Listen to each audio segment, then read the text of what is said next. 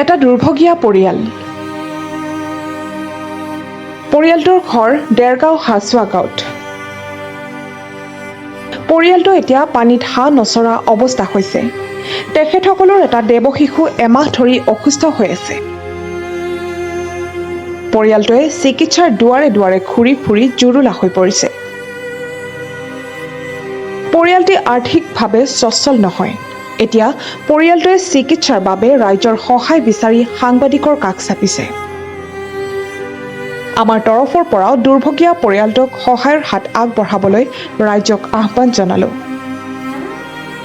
ল'ৰা পোৱালিটো আইচিত থৈছোঁ আজি 8-9 মাহে ভাল হোৱা নাই। এবছৰে হ'ল বুলি কৈছোঁ আৰু এতিয়া পইচা পাতি ল'ৰা হাততো নাই। পো বোৱাৰী একদম পো জহত আৰু মানে এতিয়া ল'ৰা পগলা হোৱা দি হৈছে।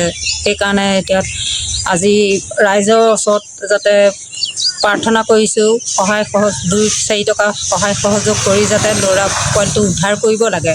সেয়েহে প্ৰাৰ্থনা কৰিছোঁ আপোনালোকৰ ওচৰত। ল'ৰাটো কেইবছৰ হৈছে আপোনাৰ? এতিয়া এবছৰলৈ সোমাইছে। কি হৈছে? ডক্টৰে কি হৈছে বুলি কৈছে? এতিয়া ডক্টৰে বাহিৰত নিব লাগে বুলি কৈছে।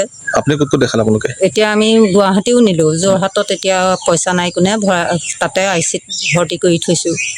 আপুনি মুখ্যমন্ত্ৰী কিবা আহ্বান জনাব নেকি? আমি ৰাইজৰ ৰাজনীতি নেতাসকলক আহ্বান কৰিছোঁ যাতে পৰিয়ালটি উদ্ধাৰ কৰিব লাগে বিপদৰ পৰা সহায় সহযোগ কৰি। সেয়েহে প্ৰাৰ্থনা কৰিছোঁ।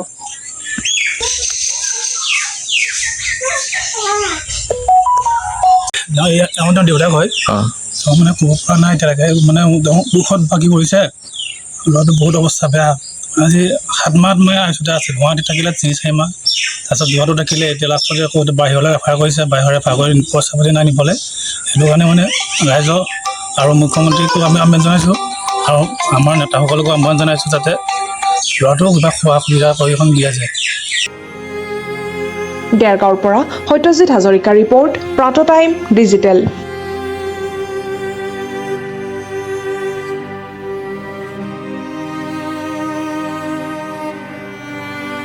শদিয়াৰ পৰা ধুবুৰীলৈ, বৰাকৰ পৰা ব্ৰহ্মপুত্ৰলৈ সকলোৰে মাজত চিনাকি এটা নাম প্ৰাতঃ টাইম।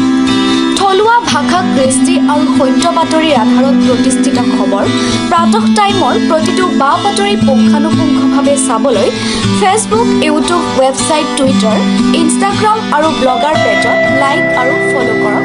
ধন্যবাদ। অসমৰ সংবাদ জগতখনৰ বাবে এক সুখৰ খবৰ। আপোচবিহীন ৰাইজৰ কণ্ঠ সাপ্তাহিক কবচ পুনৰ এবাৰ অসমৰ ৰাইজৰ মাজলৈ। স্বত্বাধিকাৰী প্ৰণীতা কলিতাৰ দ্বাৰা প্ৰকাশিত আৰু আপোচবিহীন একাংশ নপুৰণি অভিজ্ঞতাপুষ্ট সাংবাদিকৰ দ্বাৰা প্ৰচাৰিত তথা eco printing press, Guwahati, Katabari গড়চুকত মুদ্ৰিত সাপ্তাহিক কবচ এতিয়া অসমৰ বিভিন্ন প্ৰান্তত উপলব্ধ। আমাৰ ঠিকনা মুখ্য কাৰ্যালয়, অসম ফৰেষ্ট স্কুল, হৰি মন্দিৰ পথ, গুৱাহাটী আৰু উপ কাৰ্যালয় কলিতা মাৰ্কেট, বিজয়নগৰ, কামৰূপ, অসম।